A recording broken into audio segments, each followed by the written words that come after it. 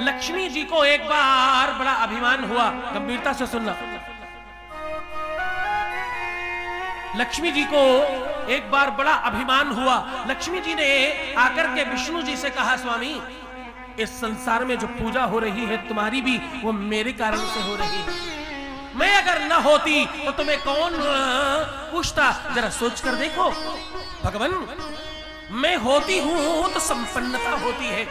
भगवान, मैं जिस घर में चली जाती हूं ना, वहां ऐश्वर्य बढ़ जाता है, वहां धन के प्रभाव में सारी की सारी चीजें सुलभ हो जाती हैं। लक्ष्मी जी ने कहा कि भगवान, जो भी कुछ हो रहा है वो मेरी वजह से हो रहा है। मेरी आरती में वो लाइन है और वो लिखा हुआ है, बोली तुम बिना यज्ञ न होते वस्त्र न हो पाता, मैया वस्त्र न हो पाता, खान पान का वैभव, रहन सहन का वैभव, सब तुमसे आता। ओ जय लक्ष्मी माता। बोले धन वैभव आ जाए तो खान पान वैभव संपदा और ऐश्वर्य, ये सारे शब्द उसके लिए विश्लेषण हो जाते हैं और उसके लिए श्रृंगार का काम करते हैं। उसका श्रृंगार वर्धन होने लग जाया करता है। तो भगवान, मैं आपके वामांग में विराजमान हूं, इसलिए आपकी शोभा है। इस संसार में मेरे अलावा और कुछ नहीं है। जो लोग कहते लक्ष्मी भगवान नहीं होती, वो गलत कहते। मेरी तो पूजा होती है, वर्ष में एक बार मैं पूजी जाती हूं। और भगवान, पैसा, जो लोग कहते पैसा सब कुछ नहीं है, कुछ कुछ है, तो भगवान पैसा सब कुछ है। पैसे से सब किया जा सकता है, धन से कुछ भी संभव किया जा सकता है। मैं जिस घर चली जाती हूं वहां सब संभव हो जाता है, सब संभव हो जाता, मन नहीं घबराता। जय लक्ष्मी माता। भगवान विष्णु मुस्कुराते रहे और सुनते रहे। फिर बोले, देवी तुम शायद भूल रही हो, तुम्हारे दो रूप हैं। और देवी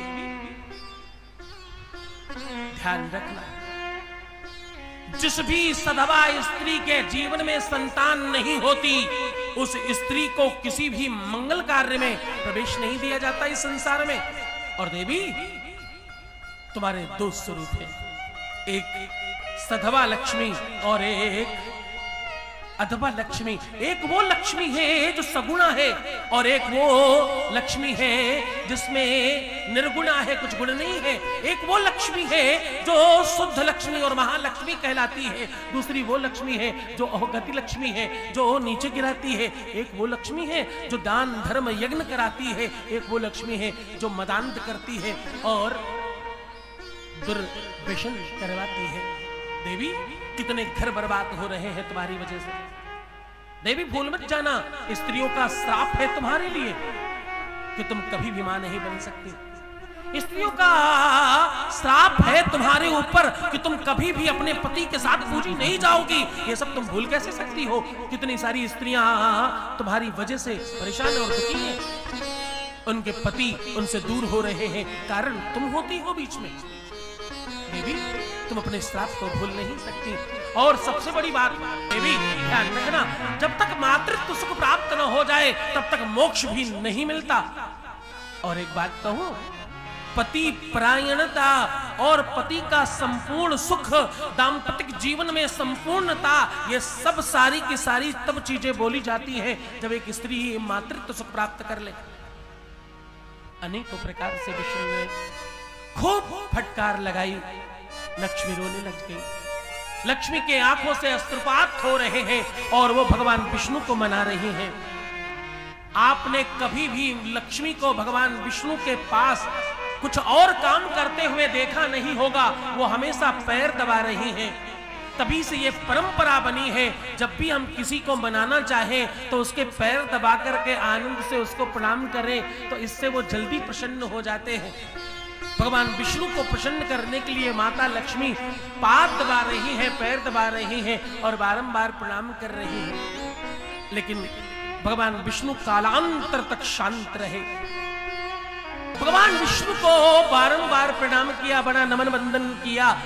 भगवान विष्णु ने कहा देखो ये काम मैं नहीं कर सकता, मैं अधिक मास का अधिपति हूं, मैं पुरुषोत्तम मास का अधिपति हूं, लेकिन श्रावण मास के अधिपति महादेव हैं।